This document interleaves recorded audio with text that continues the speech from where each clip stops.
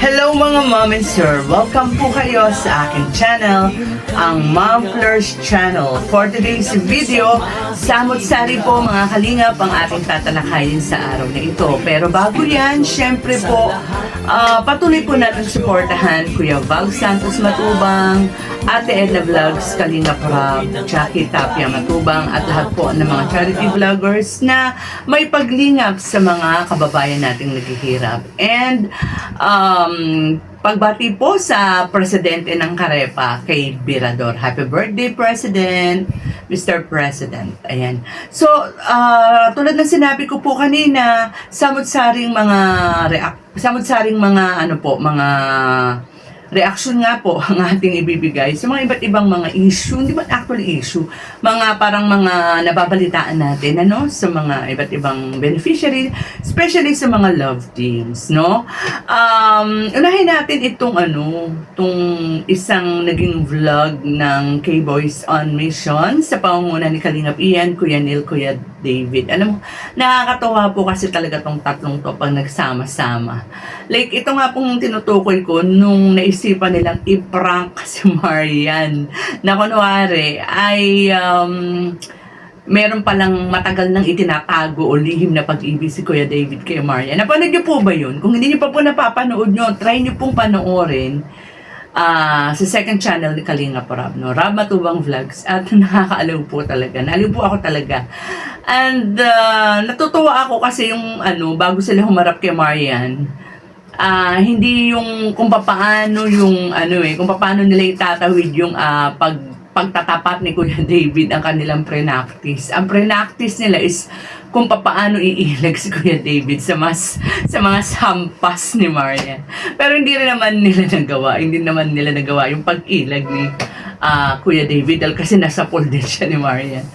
So, ano po ba tong prank na to? Yun nga po, nagtapat kunwari si Kuya David na matagal na siyang merong lihim na pag-ibig kay Marian. And ang gusto kong bigyan ng reaction dito is yung reaction ni Marian. Kasi hindi ko inaasahan yung reaction niya.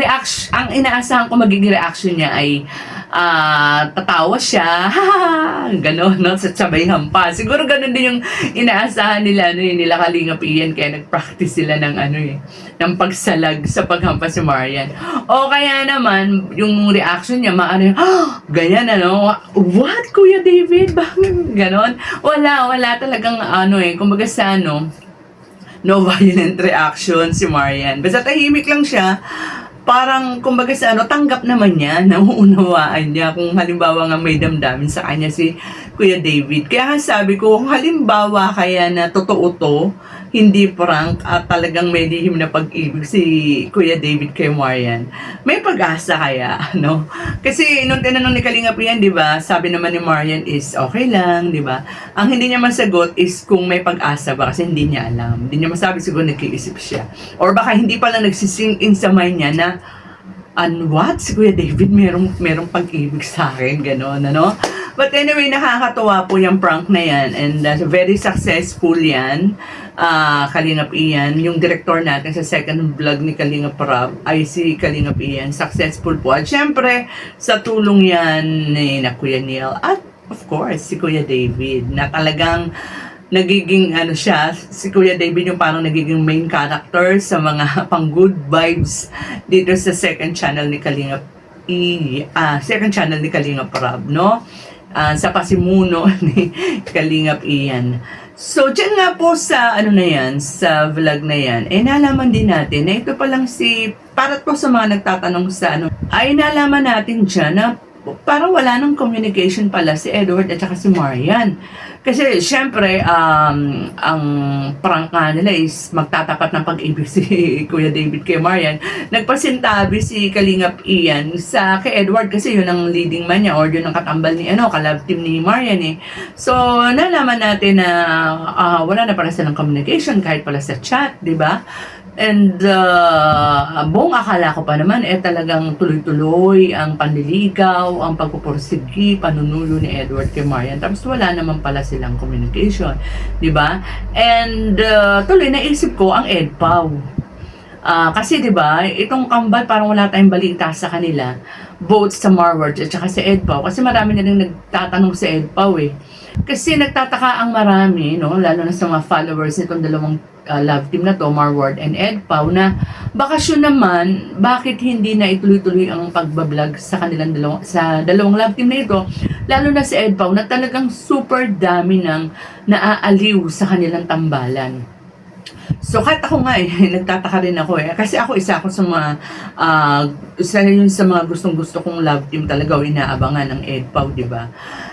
So, baka kaya totoo yung nabanggit ni Kuya Jens na last vlog na ng EDPAW. So, sana naman wag. And hindi rin maiwasan na sumagi sa isip ko yung mga balibalita na tila tinatabangan na nga si Kalingap Rob sa pagpapatuloy sa mga ilang love teams. At tila ang parang yung big three na lang yata ang maiiwan. Yun ay mga rumors lang naman na mapututuan. Buti na lamang si Coach Ralph, no, nung nasa gym niya, sila Kalingap Rob, yung grupo nila Kalingap Rob, nagkaroon siya ng pagkakataon na interviewin si Kalingap Rob at tanungin nga kung ano na ba yung status ng mga love team, tutuloy ba o hindi.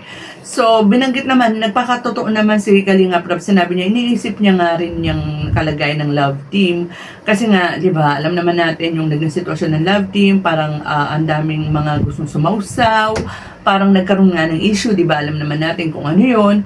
And gustong parang merong gustong baguhin parang sa sistema si Kalingap Rob. Kasi ang nangyayari nga naman, pag sumikat na yung love team, parang nagkakaroon na sila ng sariling community and kinalaunan, parang ang nangyayari, parang pag-aari na nila yung love team na yun at tila yung Kalingap ay naitsapwera na at ang pinakamasakit pa niyan, dumarating yung panahon na ang Kalingap na ang nababash, no? Parang ang Kalingap na yung parang parang nakikisamang mabuti, no? Samantalang kung hindi dahil sa Kalingap, hindi naman magkakakilala yung mga love team na yan. So, meron daw babaguhin si Kalingap Rob. So, intayin na lang natin kung ano ito, kung ano yung mga pagbabagong mangyayari. Basta, abang-abang na lang muna tayo and siguro sa live ni Kalingap Rob, maaaring sabihin niya yung mga pagbabago na yan. Samantala, speaking of Coach Ralph, ang radya naman po ay wag po kayong maiinip kasi may balita tayo na kundi this week, next week uli. Hindi, ang alam ko this week shoot na kung hindi magbabago ang schedule. Sana nga mai-vlog na din ang Radial kasi ang dami na rin nag-aabang sa Radial. At doon sa mga love team na lagi nyong nire-request, tinatanong nyo kapag wala pang upload, sana kapag nandiyan na may upload na ay supportahan naman natin, no? So, ayan lang po mga Kalingap. Hanggang dito na lang po muna ang ating kwentuhan. Lagi po tayong mag-iingat. Tag-ulan na ngayon. Medyo ako nga po ay nadali ng ubos sipon at medyo hindi nga po ganun kaganda ang pakiramdam ko at nakita naman o narinig nyo naman ang boses ko ay hindi katulad ng dati, medyo kulot. So ingat po tayong lahat and God bless.